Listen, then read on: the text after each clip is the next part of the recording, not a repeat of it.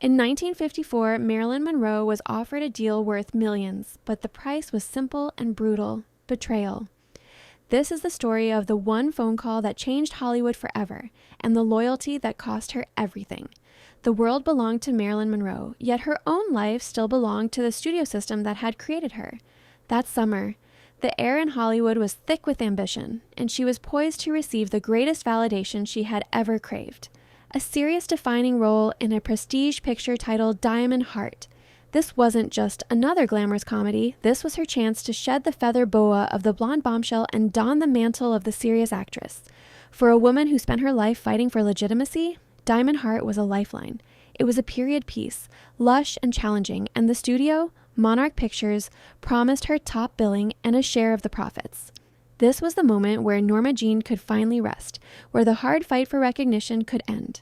She remembered standing on the soundstage that morning, the vast space humming with potential. The promise felt warm and palpable, a destiny finally secured after years of relentless struggle. She had won. But victory in Hollywood always comes with a crippling price tag. Monarch Pictures, led by the iron fist of Mr. Thorne, had perfected the art of the gilded cage. They gave her the world in one hand and held the leash in the other. Every line she spoke, every dress she wore, every friend she chose was scrutinized under a microscope powered by corporate paranoia. It was an era obsessed with image, control, and political correctness, where even a whisper of scandal could bring about a star's ruin, a career built on fragile dreams. This was the dark underbelly of fame, the total loss of sovereignty over your own life. Behind the dazzling blonde the public adored was a fragile woman named Norma Jeane, and only one person in Hollywood truly understood the difference. His name was Julian Moreau, and he was the quiet, artistic anchor in the midst of her fame. Julian was her personal visual designer, the genius responsible for the delicate, ethereal look that defined the Monroe legend, from her signature beauty mark to the shimmering angle of her brow. But Julian was more than an artist. He was family. In a world of revolving door of romantic partners and transactional relationships, Julian offered a rare, unconditional love. Their friendship had begun years earlier in the shared vulnerability on an early set. While others saw a commodity, Julian saw the insecurity, the profound talent, and the deep emotional hunger hidden beneath the platinum curls. He never asked her to be Marilyn. He simply made her feel safe enough to try.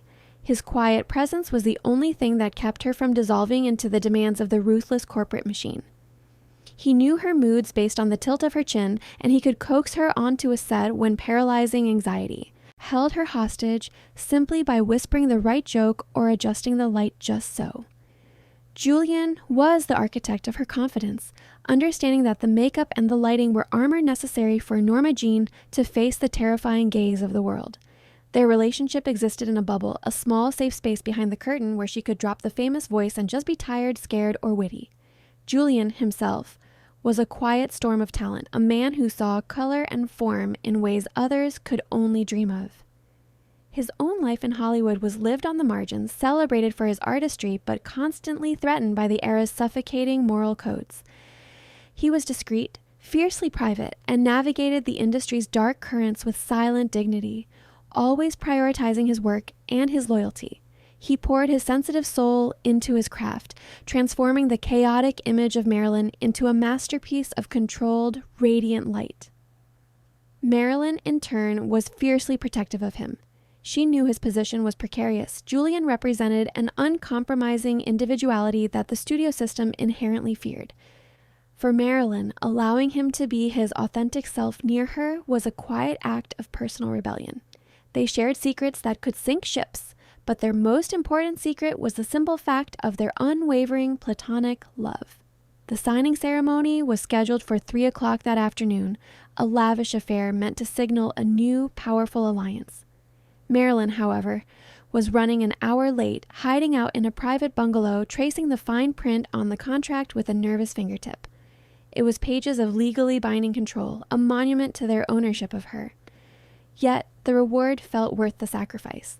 The part was beautiful, complex, and what she needed to keep fighting. She was about to sign, about to trade her last bit of freedom for the future she dreamed of, when the phone rang, a jarring, insistent sound. It was Mr. Thorne's secretary, her voice a thin, sharp blade. "Mr. Thorne requires your presence immediately, Miss Monroe, before the signing." The secretary's tone was devoid of pleasantries, conveying an urgency that felt less like an invitation and more like an emergency summons. Marilyn's heart sank. She knew this tone. It was the sound of reality about to shatter. She had been on the precipice of achieving everything, but now a creeping dread settled over her. She pulled on a cashmere cardigan, feeling suddenly cold.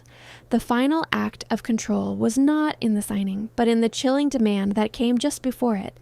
She walked across the manicured lawn toward the executive wing. The air was calm, but inside her chest, a drumbeat of anxiety began. She knew that any meeting requested by Thorne outside of scheduled hours meant a problem had been identified, and she was the one expected to fix it. This was always how the studio asserted its dominion, by demanding a painful compromise for continued glory. Marilyn paused at the threshold of the executive building. She was moments away from cementing her legacy, but the price might be higher than anything she could have imagined. She knew she was walking into a calculated ambush designed to exploit her deepest vulnerabilities and fears. She didn't know yet that the true cost of this contract involved someone she loved more than any film, someone who was the only true reminder of the kind, complicated woman she was before she became Marilyn Monroe.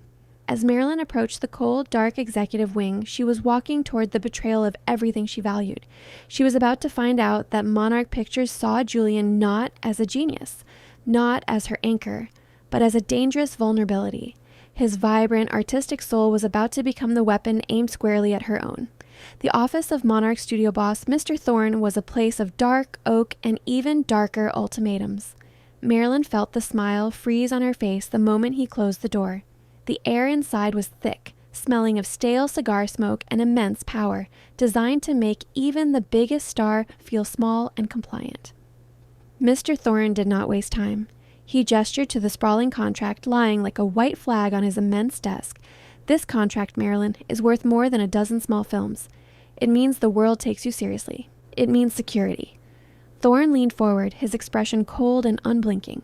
"But this contract and everything that comes with it is contingent on cleaning up a loose end that has become an unacceptable liability." Marilyn's anxiety spiked. She assumed he meant her occasional tardiness. She braced herself for a lecture. But what Thorne delivered was far more vicious than a mere critique of her conduct. What was the secret weapon he aimed at the world's biggest star?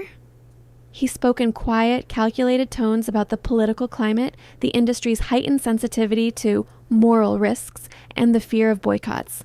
He didn't use specific words to describe Julian's vibrant identity, instead referring to it with euphemisms like deviance, lifestyle choices, and public relations disasters. He made it clear that her choice was between absolute professional safety and loyalty to a friend who challenged Hollywood's suffocating conformity. "We know about your association with Julian Moreau," Thorne stated flatly. "He is talented, yes, but his personal life is a beacon for controversy we cannot afford. The press is already whispering, and we need this picture, Diamond Heart, to be utterly immaculate. We won't let it be tainted by unacceptable associations." Marilyn felt physical nausea. This wasn't business. This was personal destruction. She tried to defend Julian, pointing to his artistic genius. "Julian is the best. He is a professional. His life has nothing to do with his work." Thorne cut her off. "Everything has to do with his work, Marilyn. If he is seen as a stain on the moral fabric of this studio, that stain transfers to you, and that is simply non-negotiable." He delivered the final blow. "You will fire Julian Moreau today, you will release a statement citing creative differences, and you will never employ him again. In return, you sign this contract and receive the role of a lifetime. If you refuse, the contract is torn up, Diamond Heart is shelved, and you will find your phone stops ringing everywhere." The silence that followed was deafening. It was an impossible choice, career versus soul. Thorne was demanding she betray her only real friend. He was forcing her to choose between fame and loyalty. Marilyn looked at the contract, seeing handcuffs of a moral compromise. Thorne stood, signifying the meeting was over. "The signing is at 3. You have 2 hours. Do not disappoint me, Marilyn. This is your future." He had tossed the ball of betrayal into her hands and expected her compliance. Marilyn left the office, the immense weight pressing down on her. The afternoon sun outside felt indifferent to the emotional battle. She had faced down critics, but this was different. This was a challenge to her character, a demand to sacrifice loyalty for success. Mr. Thorne believed he knew the price of Marilyn Monroe, but Mr. Thorne failed to realize he was asking Norma Jeane to bring about the undoing of the one man who had loved her without condition. That price was higher than any contract. The contract was waiting, the pen hovering, but her hand wouldn't move. Marilyn was back in her bungalow, the enormous white sheet of paper dominating the coffee table, demanding a decision that would either save her career or shatter her spirit. The sheer magnitude of the offer, a 7-figure guarantee, the artistic respect she had chased, weighed against the simple, profound value of one loyal heart. This was the moment the gilded cage began to close. She paced the room, her thoughts a whirlwind of fear and despair. Monarch Pictures had skillfully exploited her deepest vulnerabilities. They knew she craved legitimacy, they knew she feared poverty, and they had bundled her desire with her most agonizing moral choice. Could she afford to throw away the security offered by Diamond Heart? Without the studio's protection, she would be defenseless. Yet, every time her gaze drifted toward the contract, a wave of painful memory reminded her of Julian. She flashed back to a difficult moment 2 years earlier. She had been exhausted, demoralized, and convinced she was a failure. One evening, after a cruel dressing down from a director, she had retreated to her trailer, weeping. Julian simply arrived, sat quietly, and began sketching. He didn't offer platitudes, he just worked, humming softly until Marilyn finally spoke. "I can't succeed at this, Julian. I'm empty. They all just see the money." He put down his pencil, looked at her red eyes, and said gently, "Nonsense, Norma Jeane. You are overflowing. Your gift is your vulnerability. We will work until your soul catches up with your face." Then he showed her the sketch, a simple, beautiful rendering of her face, with no artifice, just her kind eyes. He reminded her that the strength was already there. He was the only person who had ever truly given her back to herself. He had never asked her for anything, and now the studio was asking for her betrayal. That memory was the anchor that held her soul fast. She looked at the contract again and saw a tombstone for her integrity. To dismiss Julian would be to invalidate every time he had believed in her, every time he had sheltered Norma Jeane from the cruel reality of Marilyn Monroe. She realized she could not purchase success with a foundational moral compromise that would destroy her self-respect. It would mean she agreed with Thorne, that kindness and loyalty were liabilities, easily discarded for fame. The thought of facing Julian, of telling him he was a problem, that his life was unacceptable, was unbearable. It felt like an act of moral self-destruction. She realized that if she signed the contract, she would achieve her greatest career goal, but lose her truest self. The future promised by Thorne was one of wealth, but also a future of profound loneliness, where the security was bought with the blood of her conscience. Marilyn stood up, pushing the contract away. The pen remained untouched. The signing was approaching, and the studio expected compliance. But in the silence of her bungalow, the voice of friendship spoke louder than the thunder of Hollywood. The choice was clear, even if the consequences were ruinous. Julian was humming a tune and mixing a custom lip shade, unaware his world, and hers, had just been placed on a butcher's block. Marilyn found him in her private dressing room, the one sanctuary where they could talk freely. He didn't look up, focused on achieving the precise shade of coral pink. "You're late, Norma Jeane," he murmured. "The studio will have your head if you don't wear your $1 million smile soon." He finally turned, and his smile faded. He saw the genuine distress that Marilyn could hide from every camera lens, but never from him. Her eyes were tired and shadowed. "What is it?" Julian asked, his voice instantly dropping. He set his tools down and walked toward her. Marilyn sat on the velvet bench, her hands clasped tightly.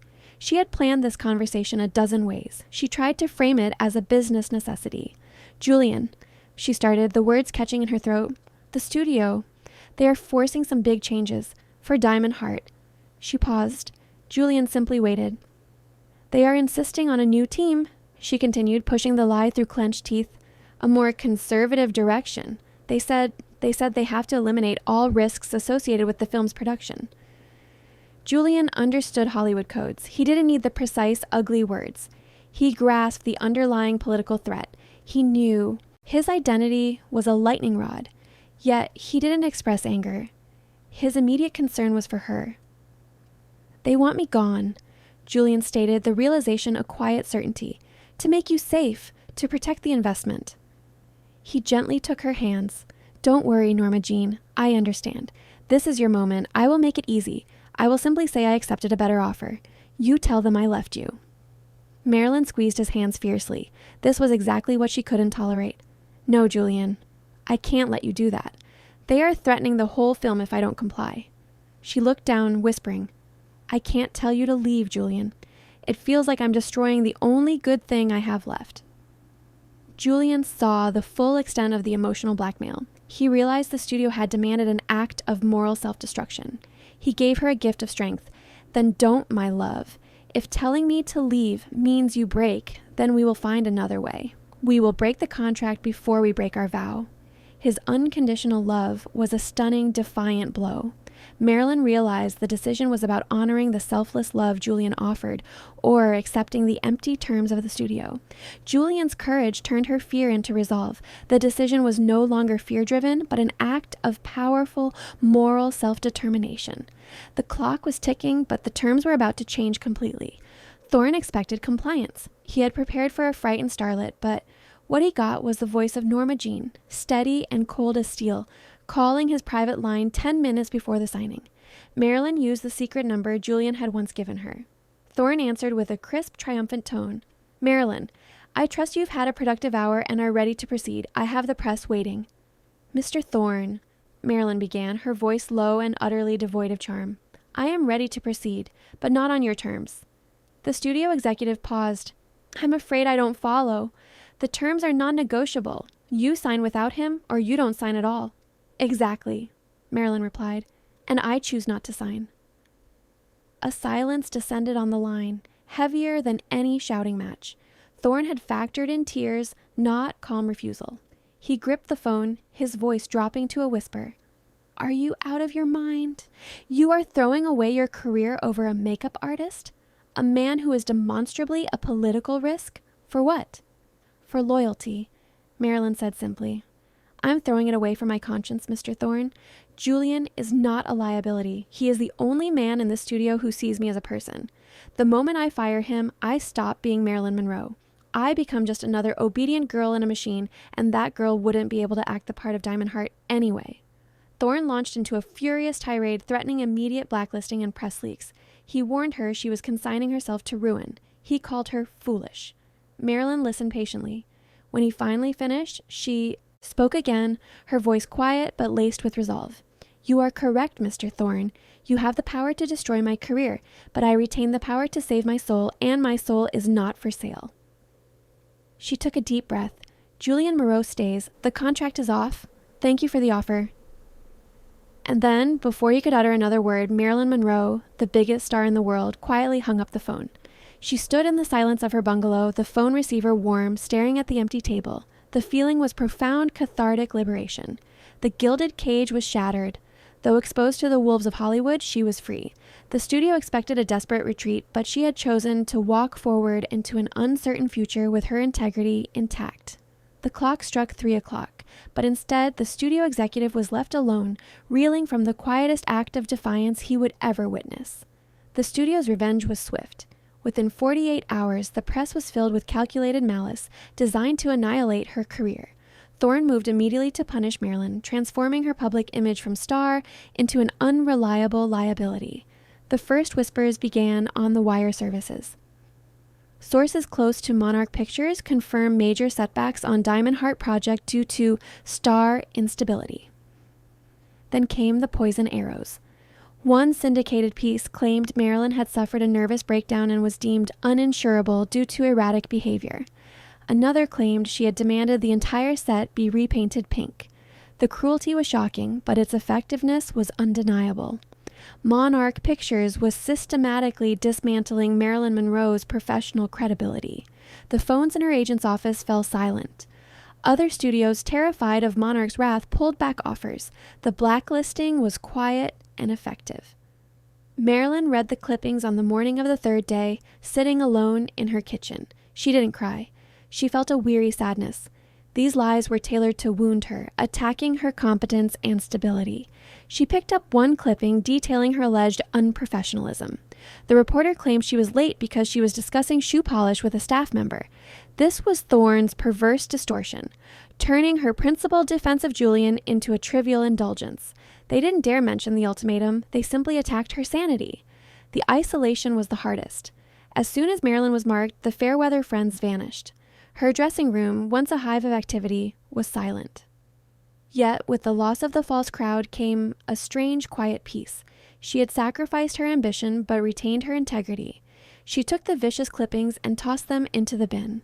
The loss of the film hurt deeply, but it did not outweigh the memory of Julian's face when he realized she would rather face ruin. That look was the only dividend that truly mattered. She understood the contract had always been a trap. Thorne wanted a slave. By refusing to abandon her friend, she had bought back her freedom. Though the public saw a star in free fall, Marilyn felt grounded. The fight was far from over, but she was fighting for herself, on her own terms, against the power structure. The next challenge would not be hiding her shame, but facing down the consequences with the friend she saved, forcing the studio to witness the unbreakable bond they failed to destroy. Julian saw the headlines. He walked into her bungalow, ready to offer himself as the ultimate sacrifice to save her from the destruction he felt he had caused. He found Marilyn sitting by the window, seemingly serene amidst the catastrophe. Julian held the newspaper, the black ink screaming accusations. "I have seen it all, Norma Jeane," Julian began, his voice rough. "It's my fault.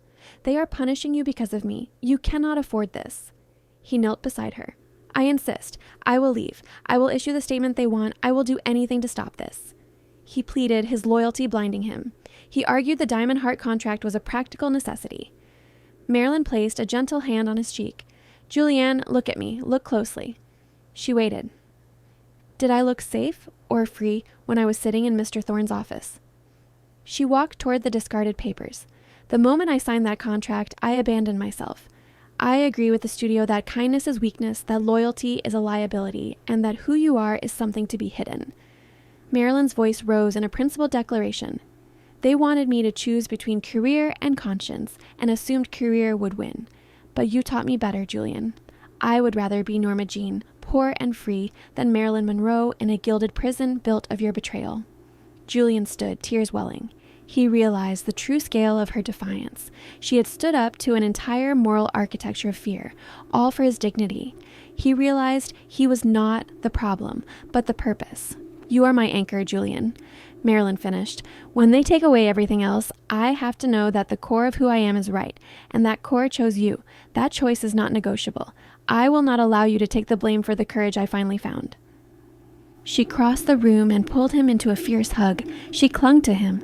In the quiet safety of that room, they both understood the priceless value of the moral victory she had just secured over the entire studio system. Their embrace was the most powerful act of truth and defiance in all of Hollywood. They were two artists against an empire. The cost was immense, but the integrity they shared was priceless. Now, with the battle for her soul won, Marilyn had to turn their shared integrity into a new way forward. The great film was gone, but a small, quiet project was about to begin. While Hollywood was burying her reputation, Marilyn and Julian started meeting in secret, crafting a small, defiant project that proved the studio couldn't extinguish their light. Stripped of massive budgets and pressure, they found joy in creation, working out of a rented beach house far from Burbank. This was their secret garden of defiance.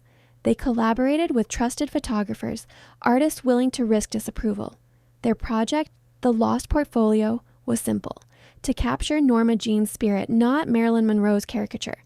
Julian styled her with minimalist perfection, using natural light, focusing on the poetry in her expressions. The atmosphere was one of profound peace. No demands, no deadlines, only the genuine artistic bond. Julian, saved from exile, poured his gratitude into every detail.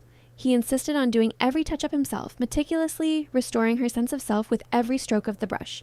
He told her, "They took your film, but they can't take your ability to create beauty. We will show them that the genius they tried to silence is thriving." One afternoon, Marilyn was overwhelmed by melancholy, mourning the respect Diamond Heart would have brought. Julian noticed. He returned with a warm cup of tea, something he knew her mother had made for her as a child. Attached to the cup was a small, handwritten note. It read, "My Norma Jeane has all the diamonds she needs right here." He tapped her chest lightly over her heart. It broke through her sadness. She realized the true diamonds were the simple moments of care, not the fake jewels of a studio production. The blacklisting had forced her into an unexpected gift, the freedom to be truly happy, unburdened. She was poor by Hollywood standards, but rich in genuine friendship. The photographs from the lost portfolio became legendary among those who saw them. Images of Marilyn looking relaxed, a silent testament to the genius of Julian and the courage of the woman who refused to betray him. The studio, expecting Marilyn to beg for her contract back, was confronted by the quiet dignity of her absence. She was not begging. She was creating. She was not weeping. She was redefining success. She had proven her value lay in her character. Their work in that little beach house was the beginning of her recovery and the first seed of her independence. They were preparing for the final triumph over the executives. The years passed, the studio heads retired, and the big contracts were forgotten, but the legend of Marilyn's refusal became a whispered testament to true friendship. Julian Moreau went on to have the career he deserved, rising to become one of the most respected visual artists in all of Hollywood. He never forgot the cost. He never forgot the woman who chose him over a deal. When accepting a major Lifetime Achievement Award decades later, Julian gave a famously short, quiet speech. He didn't thank his agents. He simply said, "Everything you see here belongs to the friend who taught me that integrity is the only armor worth wearing. Thank you, Norma Jeane." The press corps scribbled frantically, and the story of Marilyn's stand was reborn. And what became of Mr. Thorne? His reign collapsed under changing industry standards. He was forced into early retirement, utterly forgotten by younger filmmakers. The power he wielded had been fleeting, but the kindness Marilyn demonstrated proved immortal. The ultimate payoff came decades later, on a quiet morning at the Westwood Village Memorial Park. Julian Moreau, now an elderly man, arrived alone at Marilyn's final resting place. He didn't bring roses. He brought something far more personal. He sat beside the crypt for a long time, speaking softly to her, catching her up on the world. He told her about the young artists he mentored, insisting they value their truth. His voice was filled with gratitude, an enduring echo of the life she saved. The silence of the park was profound. Then, he reached into his pocket and pulled out a single, perfectly preserved, ruby red lipstick, the exact custom shade he had mixed that afternoon. He placed the lipstick gently near the bronze plaque. It was a quiet, final tribute to the simple, profound friendship that had defined the true purpose of her life. "I kept it," he whispered. "I never mixed that shade for anyone else. It was your color, Norma Jeane, the color of your courage." He rose slowly. He wasn't mourning a deceased star. He was honoring a saint. He had come to pay a debt of loyalty that could never truly be repaid. The truth is, Marilyn Monroe's greatest performance wasn't on screen. It was in the silence of that phone call to Mr. Thorne. She taught us that fame and success mean nothing if they require you to abandon the people who love you most. By choosing her friend over the film, she secured the only prize that truly mattered, her integrity, proving that true loyalty is more legendary than 1,000 major motion pictures.